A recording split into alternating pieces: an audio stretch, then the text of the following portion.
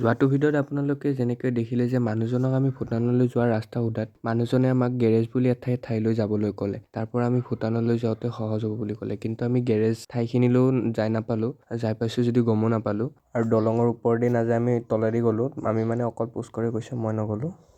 কি ধুনীয়া জেগাত যাই আছোঁ আমি, ৰাস্তাৰ মাজে মাজে দলঙৰ ভূটান চকী কিবা চেক নে কিবা বুলি কৈ পাহৰি গ'লোঁ নামটো। সেইবোৰ জাগাত মানুহে নাহে, কেনেকৈ আছে ৰাস্তা, এনেকুৱা দলং কোন গাড়ী আহিব কওকচোন। আমি বুলি আহিছোঁ আৰু যেন তেন। মামা অলপ দলং চলং বনাই দিয়ক এইখিনিও, ভূটান যোৱাত ইজি হ'ব। কেনেকুৱা লাগিল? দলংটো তিনিটা ভাঙি আছে। কি তিনিটা দলঙেদি যায়, দলং তিনিটা থাকে দুটা।